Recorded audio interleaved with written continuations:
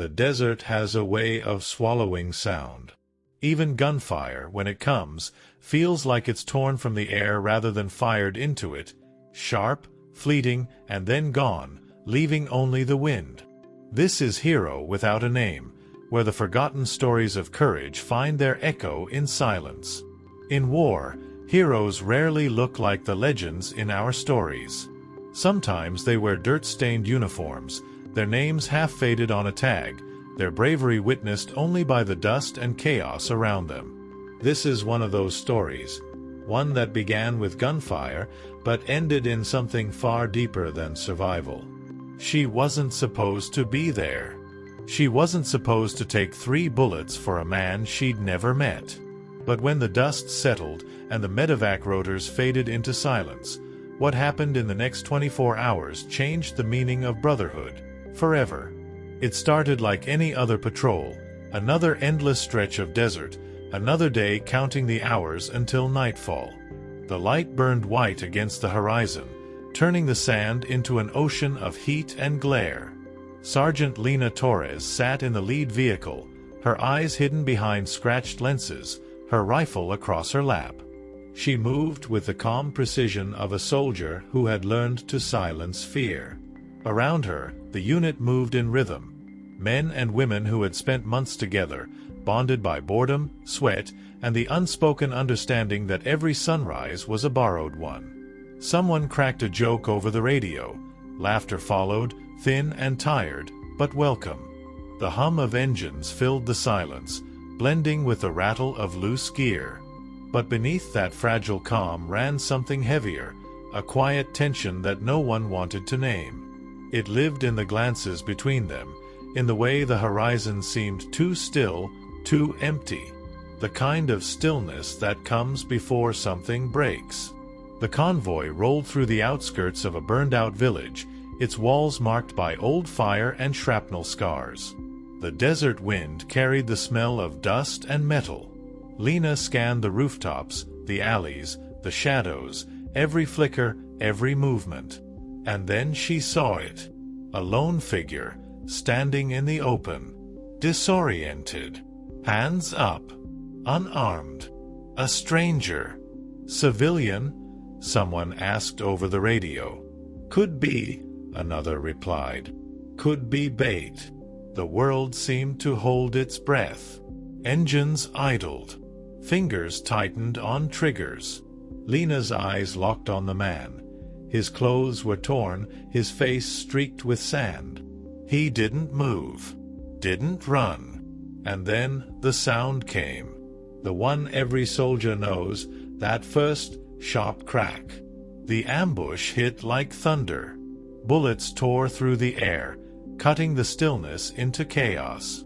The ground erupted. Shouts filled the comms. Contact! Contact! Training took over. Soldiers dropped, vehicles swung into defensive arcs, the smell of burned powder filling the wind. Lena ducked behind the hood, scanning for muzzle flashes. And then she saw him again. That same figure, frozen, exposed in the middle of the road. Not moving. Not ducking. Just standing there as the firefight raged around him. No one would have blamed her for staying in cover. But she didn't. She ran. Every step through the dust felt like defiance. She crossed open ground, bullets kicking up sand at her feet. Voices screamed over the radio, "Torres, get back!" But she didn't hear them anymore. All she saw was that man, wide-eyed, paralyzed by fear. The first bullet hit her vest. A brutal punch that knocked the air from her lungs. The second ripped through her shoulder, spinning her halfway around. The third, lower, deeper, found her side. She stumbled but didn't fall. Not yet. She reached him, grabbed his collar, and dragged him toward the nearest wall, her boots digging trenches in the sand. They collapsed behind cover as another burst of fire hit the ground where they'd just been. Her hands were shaking. Blood ran hot down her ribs. The stranger looked at her, terrified, whispering something in a language she didn't understand. She pressed his head down and whispered through her teeth, "You're safe now." Then the world tilted. The medic's voice came faintly through the chaos. Someone was shouting her name. The ground pulsed beneath her as she slipped toward unconsciousness. Before everything went dark, she whispered one more thing to the man she'd just saved, a promise only he could hear. The next thing she knew, she was floating in a haze of light and sound. The antiseptic air of the field hospital filled her lungs. Machines beeped in steady rhythm, reminders that she was still here, somehow. Outside, the base moved like a storm. Her name passed through radios, through command channels, Sergeant Torres, critical but stable. Word spread faster than the dust could settle. The man she had saved turned out to be a local interpreter. His name was Amir. He had been caught between patrol routes, trying to reach the base for safety. Now he sat outside the infirmary, his hands clasped, silent. Inside, doctors worked through the night. Blood loss was heavy. The base commander ordered a blood drive. Every soldier with her type was called in. What happened next, no one expected. The line stretched out the door. Every soldier she'd served with, and many who barely knew her, stood waiting, sleeves rolled up, no orders given, no hesitation.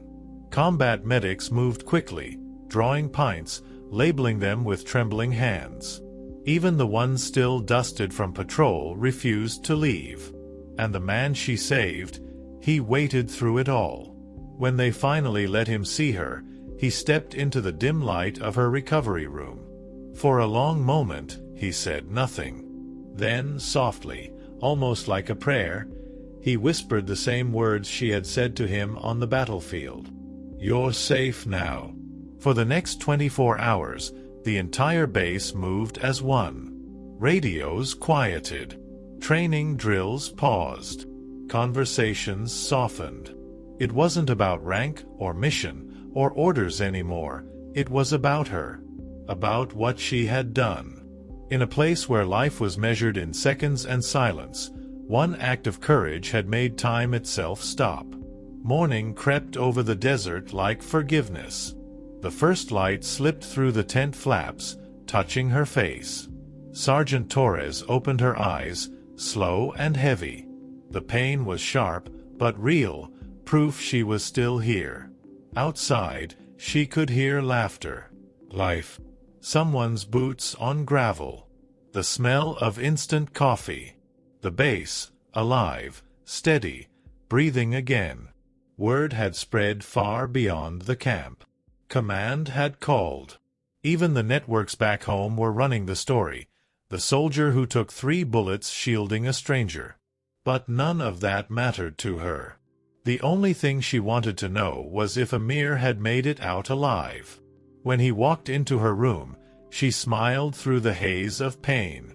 "Guess we both got lucky," she murmured. He shook his head. "Not luck," he said quietly. "Heart." Weeks later, when she was finally strong enough to walk again, the sun was setting as she stepped outside the medical tent.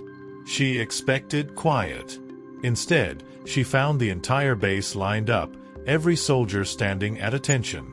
No medals. No ceremony. Just silence. The kind reserved for those who remind others what courage truly means. As she walked past them, the wind caught the dust, carrying it in slow spirals toward the dying light. Somewhere in that golden haze, it felt like the world had paused again. Not for war, but for grace. Some heroes wear their courage like armor. Others give it away without hesitation. Sergeant Lena Torres didn't act out of duty or rank or recognition. She acted out of instinct, out of something deeply human. And because of that, an entire base remembered what it meant to stand together. This is Hero Without a Name, where courage doesn't echo through headlines, but through the hearts of those who witnessed it. Because sometimes, the bravest thing a soldier can do is protect a life they were never ordered to save. Some wars end in silence, but their echoes never fade.